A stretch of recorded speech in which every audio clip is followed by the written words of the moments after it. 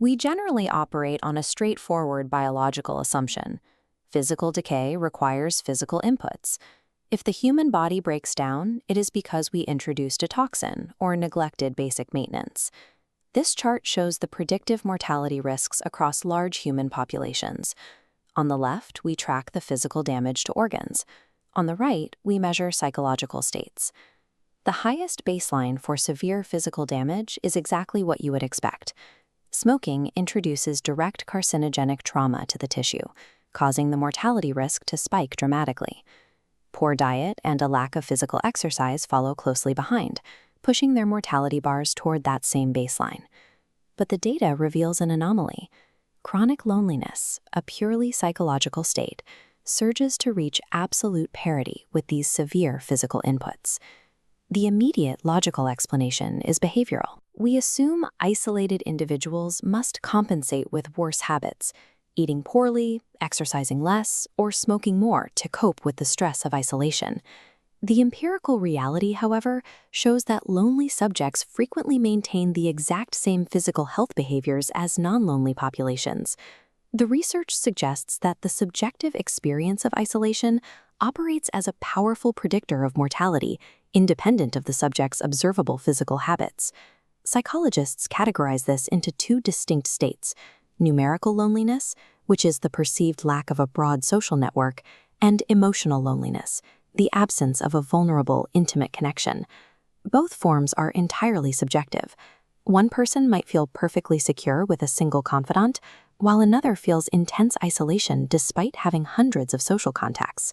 This raises a difficult question. How does an immaterial, psychological state generate a cellular disease probability equivalent to inhaling toxic smoke? To understand this psychosomatic bridge, we have to look backward and reverse engineer the foundational mechanics of the mind-body problem. For centuries, philosophers and scientists have debated a strict binary. In one corner is dualism, the idea that the mind and body are two distinct entities. In the other is monism, arguing that the mind is an output of continuous biological processes. In the 17th century, the Catholic Church sought scientific validation for the concept of a soul. They turned to the prominent intellect René Descartes to find evidence for the separation of mind and body. Descartes approached human anatomy as a mechanical engineer. In his diagrams, external visual inputs travel along precise geometric lines directly into anatomical structures. He reasoned a mechanical system requires an external operator, arguing the body requires a separate, immaterial mind to drive it. He hypothesized that this mind controlled the biological machine from the pineal gland, choosing it specifically because it is one of the few asymmetrical structures sitting near the center of the brain. Monism rejects this completely. It states that there is no driver external to the system. The mind and the biological hardware are identical. This physicalist framework found its primary architect in English philosopher John Locke, whose theories would eventually carry massive geopolitical weight. Locke introduced the Tabula Rasa, arguing every human is born as a blank computer hard drive, with the environment writing data onto the surface. This blank slate was a mathematical necessity. At birth, every drive is exactly the same, establishing a baseline of human equality. This environmental determinism moved quickly from theoretical philosophy to applied statecraft. Thomas Jefferson used Locke's exact monistic framework to justify American independence. The text explicitly asserts that because all men are created equal, they possess inherent rights, a direct political application of the blank slate. Yet neither Descartes' hydraulic dualism nor Locke's blank slate monism can fully account for the observed reality of human physiology today. Physical pain provides the ultimate modern test case for evaluating this mind-body connection. Consider a controlled physical insult. Two individuals strike their foot with the exact same velocity.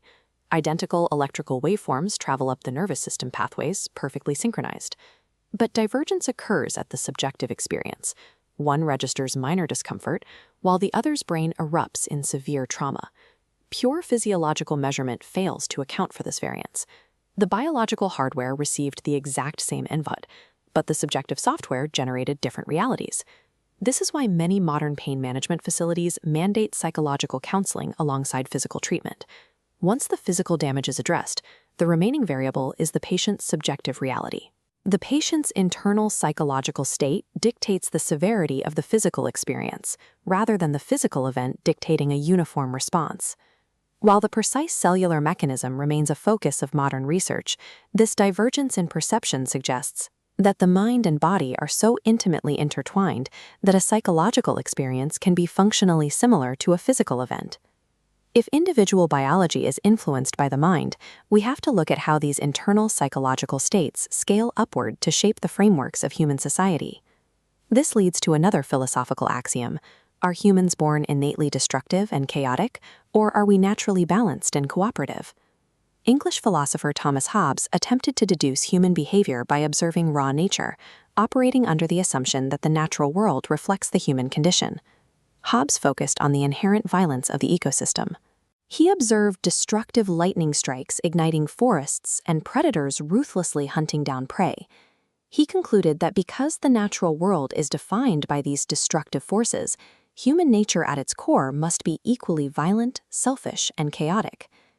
Working from the exact same physical ecosystem, French philosopher Jean-Jacques Rousseau arrived at a different reality. Rousseau focused on symbiosis and equilibrium. Predators control populations, and the decay of prey fertilizes the environment. He noted volcanic eruptions and lightning fires serve a vital function, generating mineral-rich ash to create enriched soil for new expansion. Rousseau concluded that because nature relies on this careful balance and symbiosis, humans are innately cooperative, altruistic, and helpful. While these are theoretical assumptions about human nature, they serve as the foundational philosophies for our modern institutions. A Hobbesian worldview aligns with the logic of punitive justice systems, where the assumption of innate chaos necessitates high levels of social control and deterrence. Conversely, the Rousseauian focus on innate cooperation is reflected in rehabilitative models, which prioritize community reintegration and environmental support over simple punishment. The desire to move past these unprovable philosophical axioms led directly to the birth of scientific psychology. Researchers like Wilhelm Wundt pioneered Structuralism, attempting to break human conscious experience down into its most basic structural components using meticulous introspection. In response, William James developed Functionalism.